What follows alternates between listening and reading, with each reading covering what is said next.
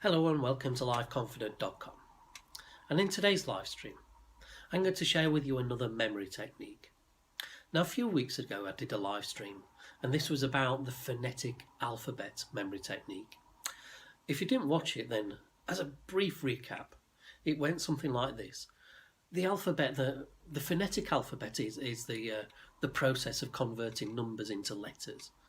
The idea being then it is easier to remember information if it's in the form of a word, or a word that you can convert into an image. So basically we're converting a number into a letter into an image. And the phonetic alphabet is like, this particular technique is like creating a filing cabinet in your brain, and each compartment is one number, so 1 through to 100. That is, when you know the technique, that is actually very easy to remember 100 numbers as images, because there's a very specific process to doing this.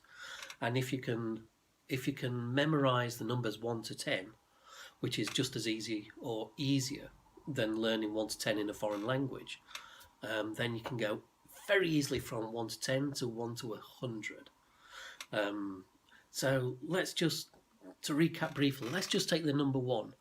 So in the phonetic alphabet, the letter equivalent of number 1 is T. So with T, for me personally, you could just simply have a cup of tea as an image. If you want to convert it into an image, then T converts very easily into an image of a cup of tea. But for me personally, when I was younger, every Sunday I used to cycle across the city where I lived to visit my elderly auntie, and I'd spend Sunday afternoon with her, and as soon as I arrived she would make a cup of tea and bring out the Warburton's biscuits. And for me now, I have that image of her room where she served the tea every Sunday afternoon to me, and that is synonymous with, for me, with a cup of tea now. For you, you might have your own particular image of tea, or if you give it a little bit of thought, you could very easily create an image for tea, and that would then be forever your image, or your container for the letter T, or your compartment in your mind for the letter T. So let's say if you wanted to remember a phone number, I mean, who does these days when you can just program it into your phone?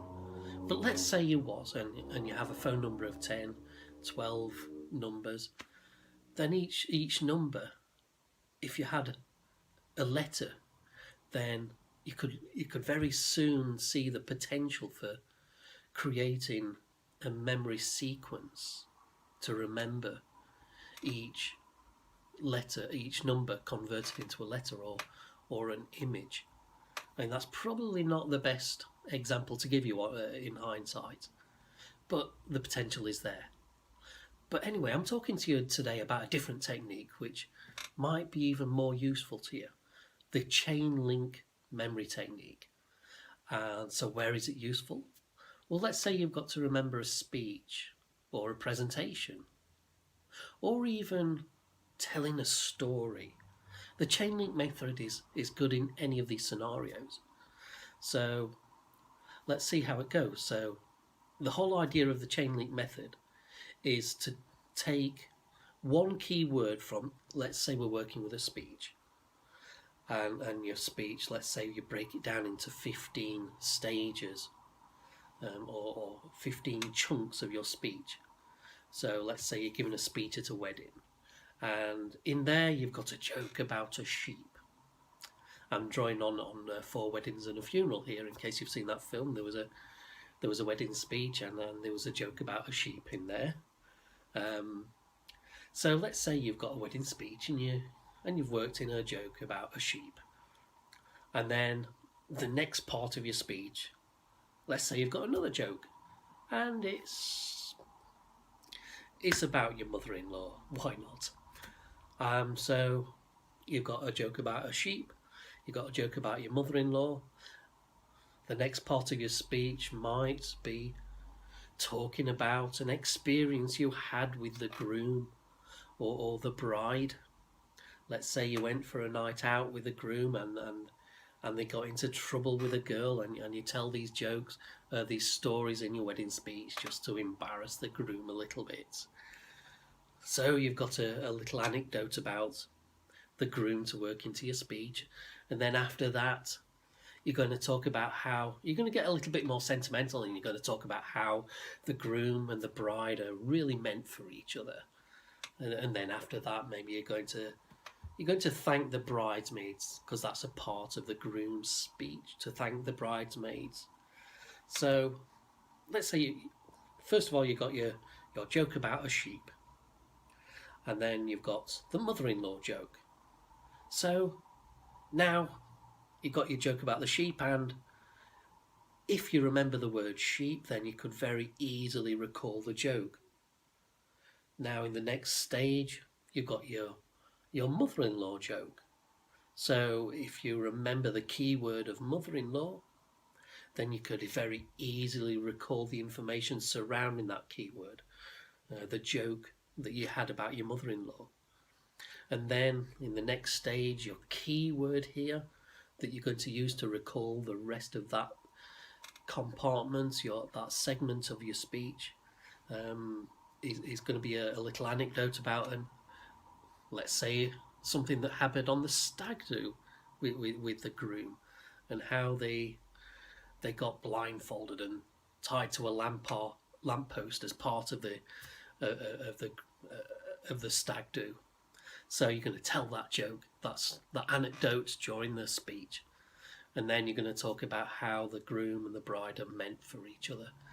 So what you need to do is chain link these key words together, so that as you're telling your speech, the first thing you do is you're telling your joke about the sheep, and then if you've chain linked these keywords together and you've created a mental image that links them, now you can imagine your sheep as it links together with the mother-in-law.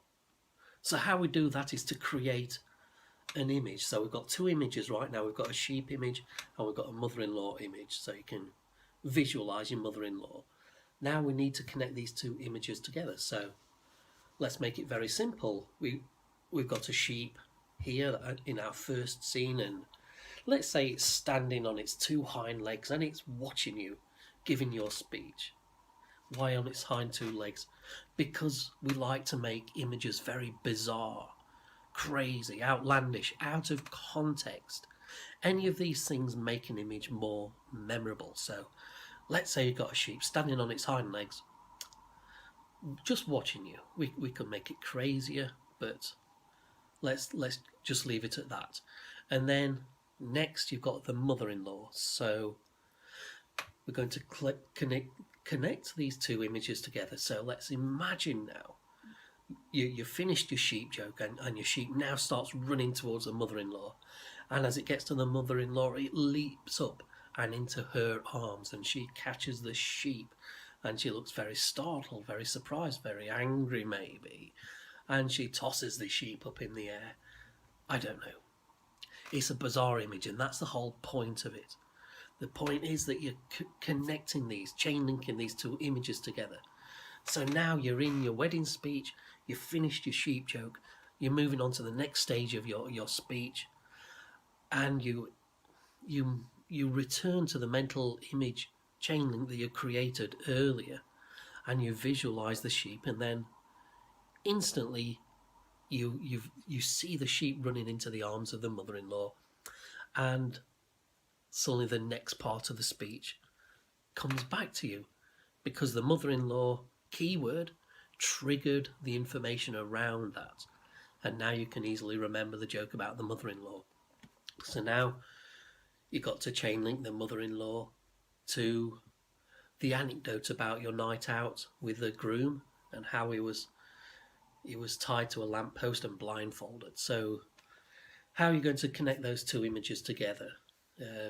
I'll come up with something on the spot here for you. So your mother-in-law, she comes up to your groom who is tied to the lamppost, and let's say she kisses him. Now he doesn't know it's her because he's blindfolded.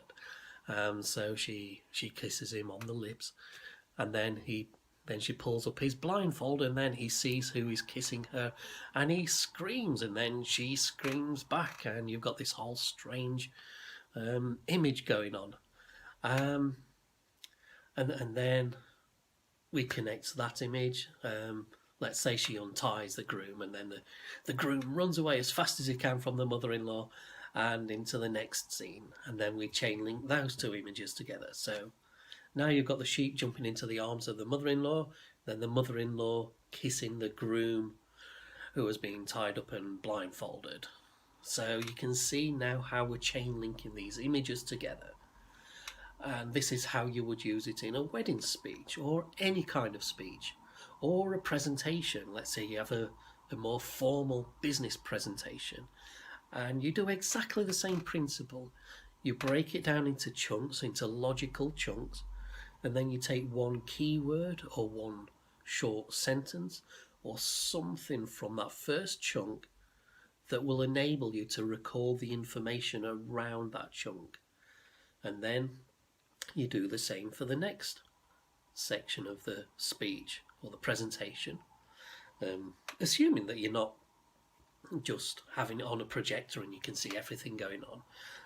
Let's say that none of that is there, and you're doing it without visual aids. So you're having to choose a keyword from each stage, and then, as we just demonstrated, you're going to visually link them all together. Now, why would you go to the trouble of doing all this? Well,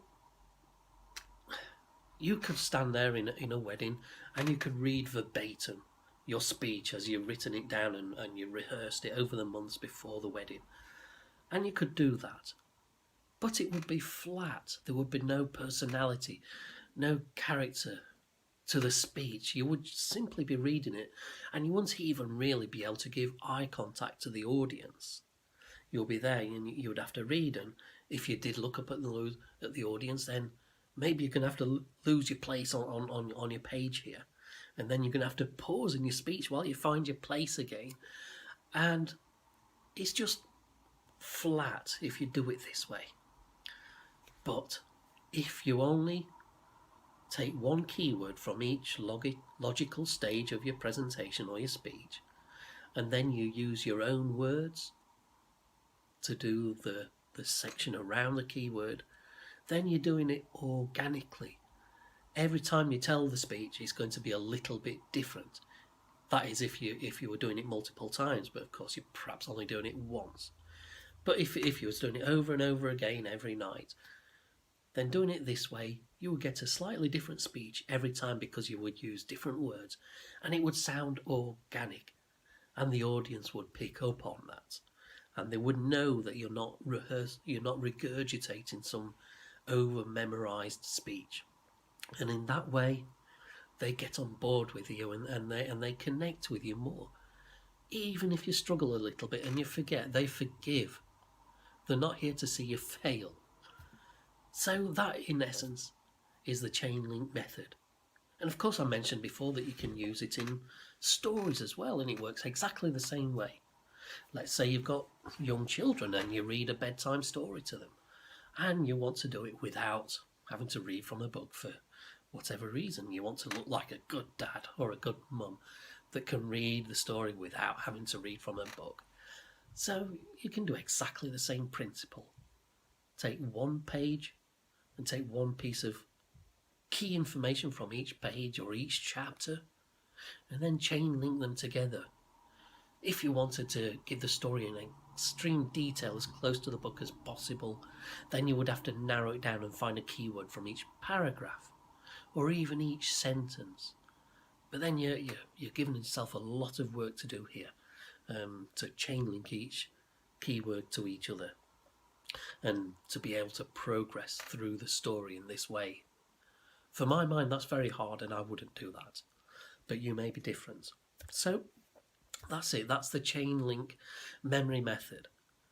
But why learn them at all? Because, I mean, let's face it, with today's technology, you can just save stuff on your phone or on your laptop.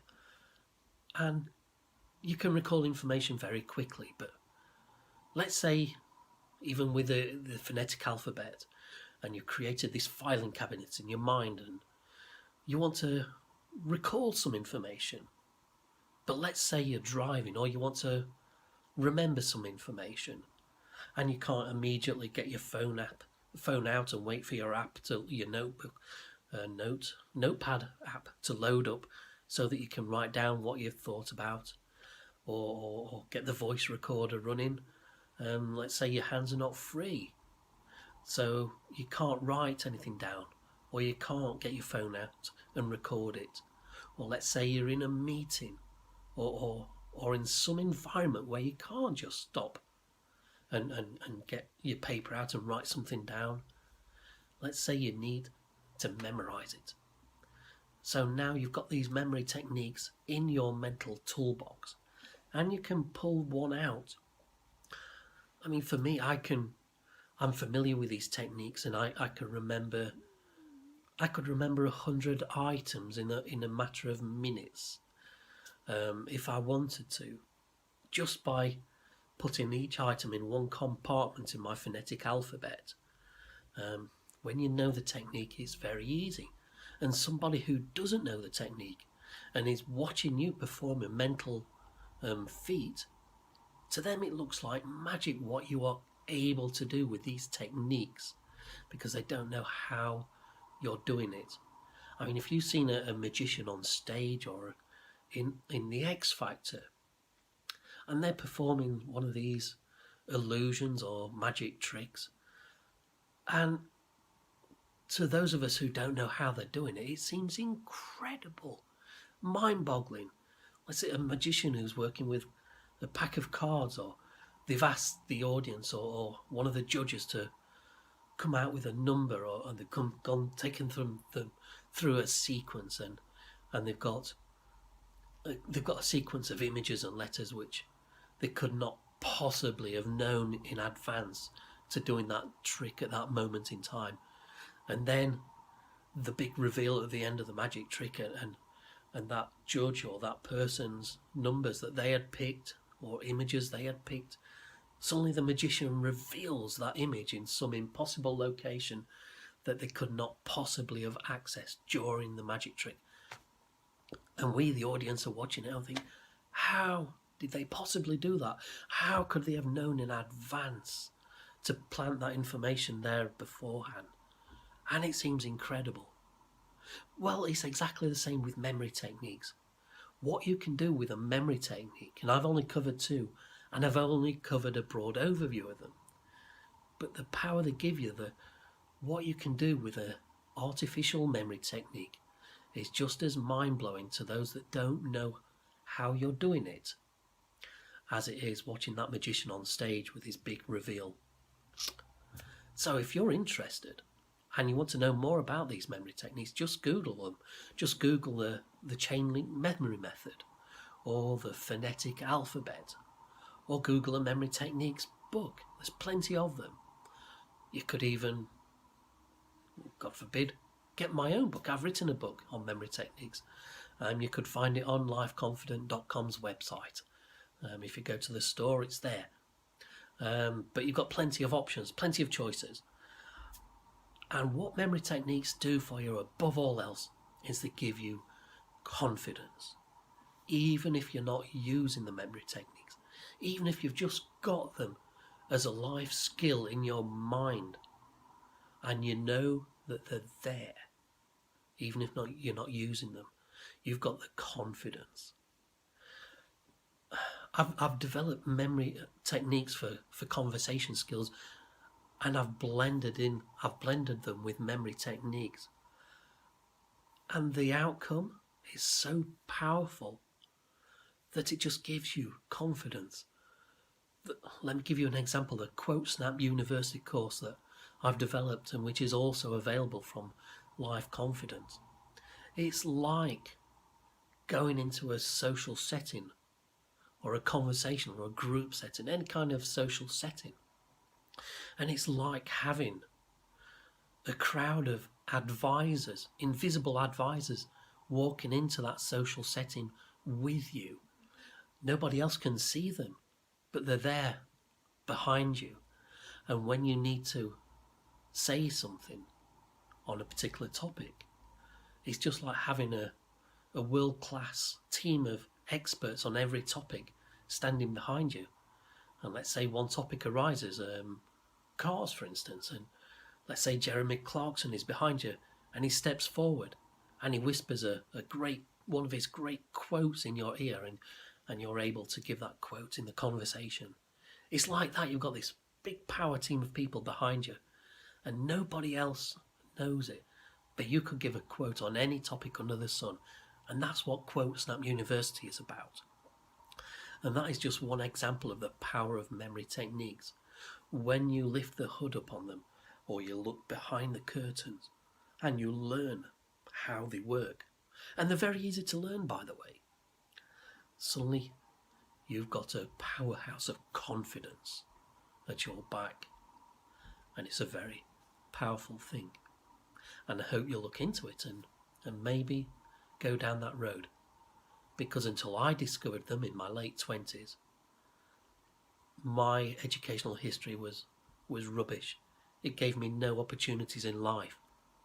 And I hated education. I hated the education system. And I just hated learning, full stop. And then I discovered memory techniques, and it changed everything for me. And suddenly I had a way of remembering things which I didn't have before. Okay, I'm going to leave it at that for this live stream, and I thank you if you've reached this far in the live stream. I do know I tend to waffle a little bit, but I hope it's been interesting and motivating regardless. So do